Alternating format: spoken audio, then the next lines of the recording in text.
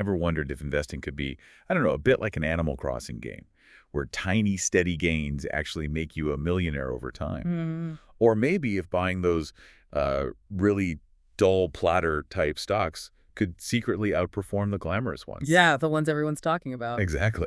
Well, today we're taking a deep dive into some surprisingly simple yet really effective ways to potentially beat the market. And we'll explore how our own psychology often trips us up, how a systematic approach, often quite counterintuitive actually, based on disciplined research, can unlock some significant returns. That's fascinating stuff. What's really illuminating is just how consistent these patterns seem to be over time. Yeah, and we're drawing our insights today from Algy Hall's book, Four Ways to Beat the Market. Now, Algy, he's a veteran financial journalist, spent over a decade rigorously tracking and testing stock screening strategies. Really put them through their paces. He did. And what he found, what he shares in the book, it goes beyond just, crunching the numbers. It's really about understanding human behavior, spotting that hidden potential in companies the crowd just walks right past. Hall's work, I think, brilliantly shows that these different strategies, while distinct, they share this common thread. They exploit market inefficiencies. Right. Inefficiencies driven by predictable psychological biases, and often just a misunderstanding of core financial ideas. It's about seeing what others miss. Okay, so let's kick things off with the first big idea, the enduring power of quality and compounding. Ah, quality. Sounds simple, right? It does. But it means identifying really excellent businesses, ones with high, enduring returns on their investments. And the real magic, like that Animal Crossing example, 0.5% monthly interest turning 100,000 into a million in 38 years, is compounding. That snowball effect. Exactly. Small, consistent gains, relentlessly reinvested, just snowball into huge wealth over the long, long haul.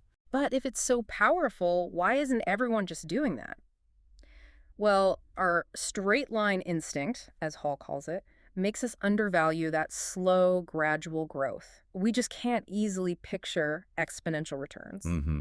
We expect things to go up in a straight line. Precisely. And, while quality stocks often deserve high valuations, that introduces valuation risk. Okay. So even a small disappointment, if the price is already sky high, can cause a big drop. Right. A great example of a quality compounder, Games Workshop, the fantasy figurine maker. Oh yeah, great case study. Strong brand, dominated its niche, delivered a staggering 485% return over a decade. Incredible. But conversely, a simple screen might pick a cyclical business like, say, Crest Nicholson, a house builder. Looks good sometimes, right? Good margins when the market's hot. Yeah, in the good times. But those inherent balance sheet risks, their sensitivity to the market cycle, Yeah. they're not true quality. You need that qualitative judgment to filter them out. Definitely. But, okay, if patient compounding isn't your only path, Hall also found a way to profit from the markets.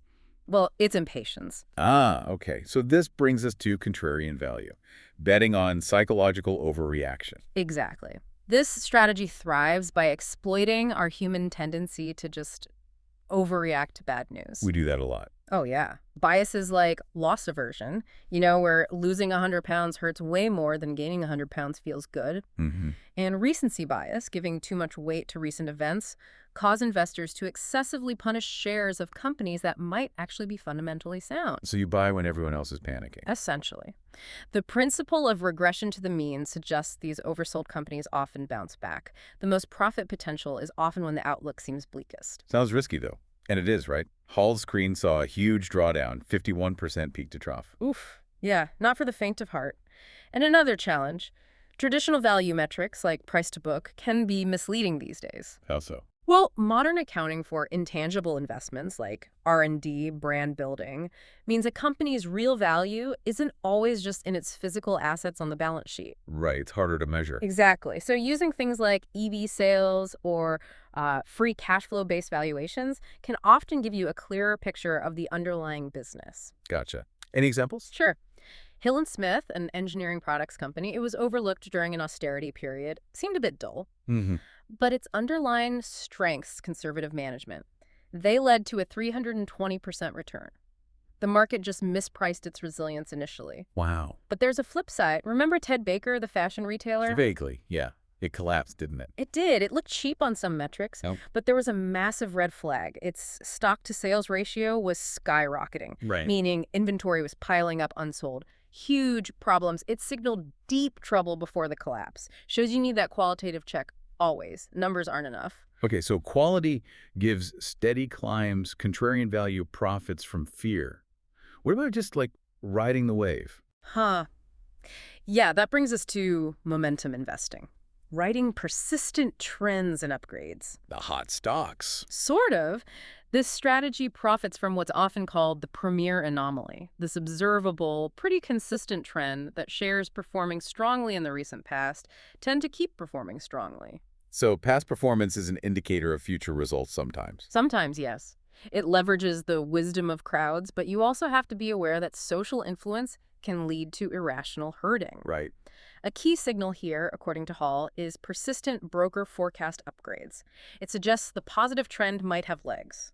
Interesting. And how do intangibles play into this? Ah, that's where it gets really interesting. Intangible investments, software, brands, networks often drive highly unpredictable but sometimes extreme growth. Yeah. Think Amazon smashing those early sales forecasts that seemed ridiculous at the time. Yeah, nobody saw that coming. Right.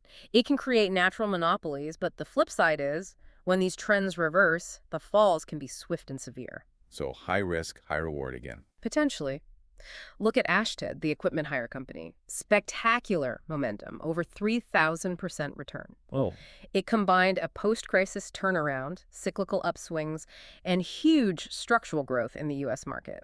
The result was staggeringly persistent forecast upgrades, and counterintuitively, its seemingly poor cash conversion was actually a sign of optimistic reinvestment. okay, but there must be failures too. Oh, absolutely. Thomas Cook, the tour operator, Yeah. a classic momentum failure, aggressive accounting, negative free cash flow, constantly booking one-off adjustments. Covering up the cracks. Pretty much. It turned out they were literally paying dividends out of debt, led straight to its downfall. Another warning sign about looking beyond the headline numbers. So wrapping this up, Algy Hall's deep dive, it really shows that while these different styles can work, the true edge, maybe, comes from understanding how common sense, hard analysis, and crucially, human psychology all interact. Yeah, I think this deep dive really gives you a framework, a way to ask better questions, apply disciplined judgment, and hopefully avoid getting swayed by just market narratives or, superficial numbers. Makes sense. Remember what Einstein supposedly said.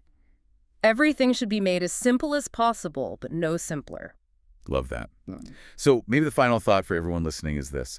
The next time you see a bargain stock or hear about a hot trend, just pause. Ask yourself, am I seeing real potential here, backed by solid thinking, or am I just, getting pulled along by the crowd's emotions?